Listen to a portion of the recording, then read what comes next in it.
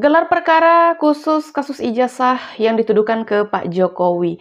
Ini dihadiri oleh Roy Suryo dan teman-temannya ya, ada Rismon dan juga Dr. Tifa. Ya, para ahli-ahli ini ya menghadiri gelar perkara khusus kasus ijazahnya Pak Jokowi. Tidak lupa ada dari TPUA juga ya, karena mereka sefrekuensi teman-teman. Ya, mereka bareng-bareng sama-sama ya ke Polda untuk menghadiri gelar perkara khusus kasus ijazah yang dituduhkan ke Pak Jokowi ya. Ya karena memang orang-orang ini yang sangat-sangat penasaran sepertinya dengan ijazahnya Pak Jokowi walaupun sudah dikatakan asli tapi mereka tetap kekeh ya, tetap teguh gitu ya mengatakan bahwa ijazah yang dimiliki Pak Jokowi itu palsu begitu. Ya hak mereka juga sih ya. Di sini mereka tetap berpegang teguh dengan pendapat dan hasil analisa mereka ya. Ya namanya juga belum puas begitu ya. Kayaknya mereka memang pingin Pak Jokowi itu menunjukkan langsung ijazah yang dimiliki oleh Pak Jokowi ke mereka. Ya gimana ya, balik lagi Pak Jokowi itu kan menaati hukum gitu ya. Jadi Pak Jokowi itu hanya menunjukkan ijazahnya ke kepolisian begitu, ke yang berwenang seperti itu ya. Kalau misalnya Pak Jokowi mau menunjukkan ke mereka berarti artinya Pak Jokowi tunduk terhadap mereka ya. Kalau Pak Jokowi kan tunduknya terhadap hukum begitu. Oke, di sini ada beberapa video terkait dengan gelar perkara khususnya ijazah Pak Jokowi ini. Nggak usah lama-lama lagi, kita langsung gas ke videonya. Jadi saya bersama Dr. Rismon nanti akan menjelaskan secara teknis. Intinya ya, intinya nanti akan saya sampaikan seperti ini ringkasannya. Jadi judulnya intinya ini kayak apa ya? Kayak tegang gitu ya Pak Roy Suryo ya di sini. Adalah analisis teknis ya, ijazah dan skripsi 99,9% palsu. Kenapa saya bisa mengatakan 99,9% palsu? Kenapa Pak? Pak? Akan ada historisnya, di mana pertama kali ijazah itu muncul fotokopinya itu pada saat di Fakultas Kehutanan UGM diterangkan oleh Dekan Fakultas Kehutanan waktu itu Dr. Sigit Sunarta pada tanggal 24 Oktober tahun 2022. Ini websitenya, YouTube-nya. Ini udah lama banget ya, 2022 teman-teman. Bisa dilihat. Bahkan kayaknya jauh dari itu deh. Penerangannya. Nanti di dalam kalau ada waktu saya putar YouTube-nya ya. Makanya ini ada ringkasannya. Kemudian ada juga, nah ini yang membuat gaduh sebenarnya. Unggahan dari politisi PSI namanya bikin gaduh. Ya pada tanggal 1 April 2025. Ini sebenarnya yang bikin gaduh. Karena pertama kali dia upload dan dia sebenarnya sih nggak gaduh sih Pak ya. Cuman ya karena kalian tetap kekeh untuk melihat begitu ya, tetap kekeh dengan pendapat kalian ya gaduh dia. Tuliskan asli dan ini adalah berwarna. Kalau Sigit Sunarta tadi hitam putih fotokopi, kalau ini berwarna. Jadi inilah yang kemudian membuat kalau fotokopi tetap hitam putih ya. Bisa dianalisis, ada dianalisis fotonya, fontnya oleh Dr. Rismon dan lain sebagainya. Tapi yang penting karena berwarna dan ini sifatnya adalah elektronik, Dian Sandi mengungkap secara elektronik mengunggahnya. Maka kita periksa dengan elektronik atau digital forensik. Caranya adalah dengan menggunakan namanya ELA. ELA itu Error Level Analysis. Ini contoh ELA. Kalau ijazah yang benar, maaf saya contohkan ijazah saya, ya kalau diperiksa ELA. Dalam pengertian hukum, saya semangat sekali ya Pak Roy Suryo menjelaskan hasil temuannya ya. Oke. Kita next. Saya tidak mau diperiksa. Egy Sujana. Karena dikaitkan dengan yang bukan ada hubungan hukumnya dan tuduhan tindak pidananya kepada saya pasal 160. Saya tidak melakukan itu. Oh, jadi beliau ini enggan untuk diperiksa ya. Jadi nggak mau diperiksa gitu. Ini keterangannya ada Egy Sujana cuci tangan atas tudingan ijazah palsu Jokowi. Setelah lama menghilang begitu ya, beliau akhirnya nongol gitu. Ini kayaknya lagi duduk di kursi roda ya. Saya tidak melakukan transmisi dan lain sebagainya, nggak ada itu. Jadi dalam perspektif hukum, clear bahwa saya tidak ada hubungan hukum, tidak ada tindak pidana yang saya lakukan. Nah itulah makanya saya sempat keluar, karena nggak ada hubungannya dengan yang mereka persoalkan mungkin ke Roysuryo, ke Rismond. Oh, jadi Egy Sujana ini mengaku bahwa dia tidak ada ini ya, tidak ada tindakan hukum begitu ya, seperti yang dilakukan oleh Roysuryo dan teman-teman begitu. Oke, ya pantas ya disebut cuci tangan gitu. Itu pasal-pasalnya mungkin sama, tapi kondisi objektif di lapangannya berbeda. Karena Anda bisa lihat fakta, 2 bulan terakhir ini saya tidak pernah bicara. Saya baru bicara lagi tadi. Iya, 2 bulan memang Bapak nggak berbicara, Pak. Tapi di sebelumnya ya, Bapak berbicara. Kurang lebih jam 11-an itu. Sebelum itu saya tidak pernah bicara. Apa dia lupa? Saya bicara juga karena untuk memenuhi undangan. Kalau saya tidak bicara seperti itu, berarti saya tidak istiqomah. Bentar, agak lucu juga sih ya. Ini beliau lupa atau gimana gitu. Oke, cepat sembuh aja lah Pak kalau sakit. Tidak teguh pendirian dalam membela agama Allah ini. Yang saya bela adalah 3 hal penting. 1, kejujuran. 2, kebenaran. Dan 3, keadilan. Nah, oleh karena itu, dalam pengertian hukum, itu semuanya berlaku universal di seluruh dunia. Orang butuh kejujuran, orang butuh kebenaran, orang butuh keadilan. Nah, dikaitkan dengan ijazah palsu Jokowi, problem awalnya Jokowi tidak jujur, itu saja. Saya di situ saja. Saya nggak ada kepentingan politik apapun. Sebentar, dia bilang kan kalau problemnya tuh karena Pak Jokowi nggak jujur begitu ya. Ini nggak jujurnya ini gimana gitu loh ya.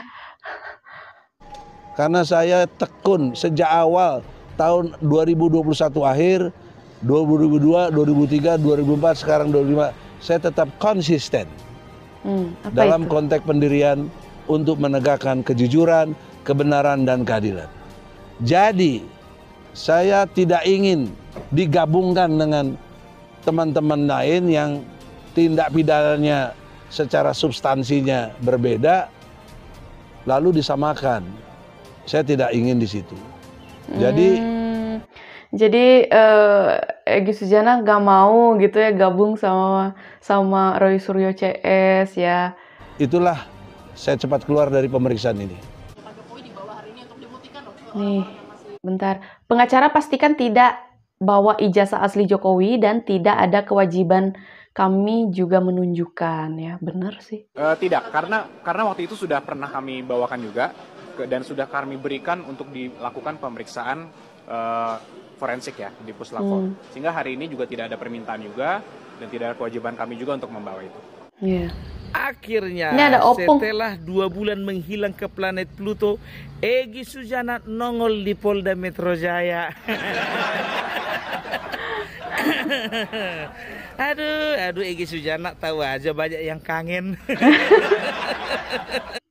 Aduh, ini kalau udah opung ya ngomong bawaannya emang mau ketawa terus. Apalagi penyidik di Polda, hampir semua kangen sama mu kawan. Sekali 2 kali dipanggil nggak nongol-nongol kau, rupanya kau menghilang ke planet Pluto. Menghilang ke planet Pluto. Tapi ngomong-ngomong kau datang pakai kursi roda. Serius itu kursi roda betulan atau bohongan itu? Soalnya kemarin-kemarin temanmu si Roysuryo ketika ditangkap polisi pakai penyangga leher, rupanya lehernya nggak apa-apa. Dikira lehernya bermasalah, patah, rupanya cuma nutupi panu di bagian leher. Egy Sujana, kau dibilang katanya saya dikirimi hitman, pembunuh bayaran. Sepenting apa rupanya nyawamu sehingga orang mengirimkan pembunuh Sepenting bayaran apa untuk rupanya mencabut nyawamu? Penting amat jadi pembunuh bayaran. Banyak kali gayamu, tapi sekarang nikmatilah ya. Kayaknya nggak bisa lagi kau lari kemana-mana sayang. Oke? Segera menyusul.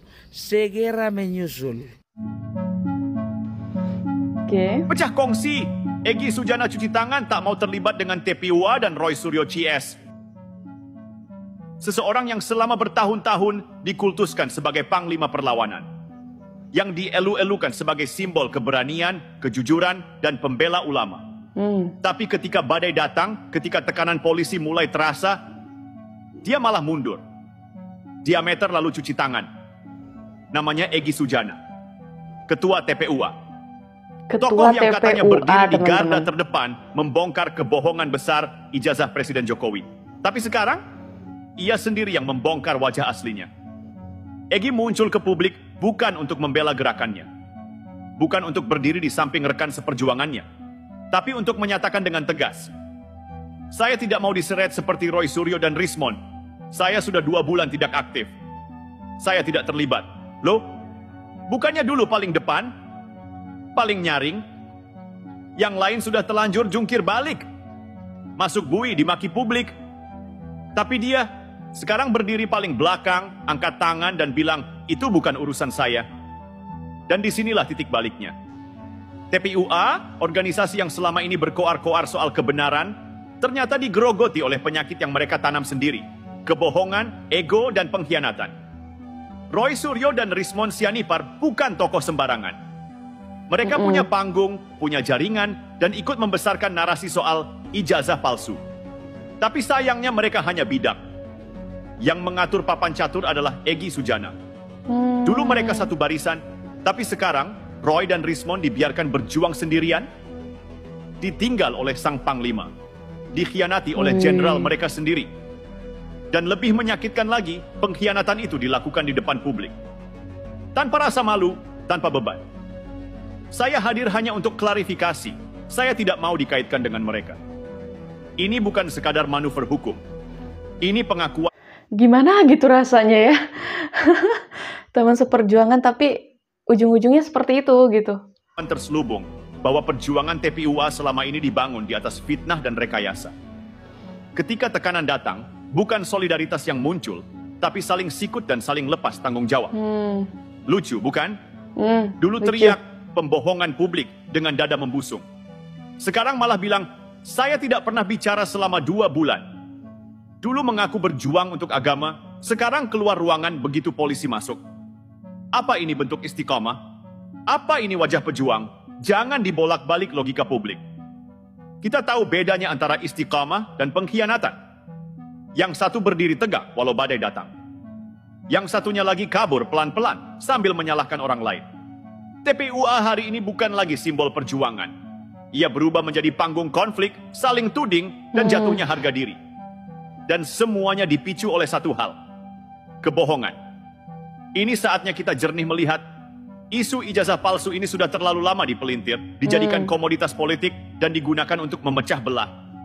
Tapi sekarang terbukti, kebohongan itu tidak kuat menahan waktu. Ketika mereka saling membongkar, saling berlepas diri, saat itulah rakyat harus buka mata.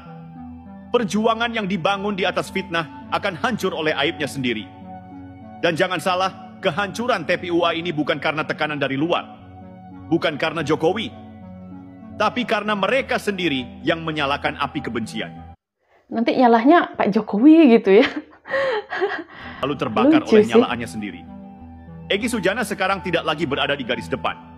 Bahkan mungkin sudah bukan bagian dari barisan. Dan para pendukungnya harus menerima kenyataan, The Godfather, mereka ternyata tidak lebih dari aktor utama yang memilih keluar panggung saat babak terakhir dimulai.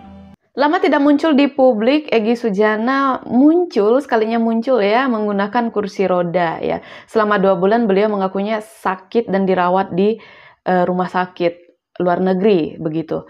Dan di sini pengakuan dari Egy Sujana mengejutkan sekali ya. Beliau tidak ingin disamakan dengan yang lain begitu ya, seperti cuci tangan atas tudingan ijazah palsunya Pak Jokowi ya.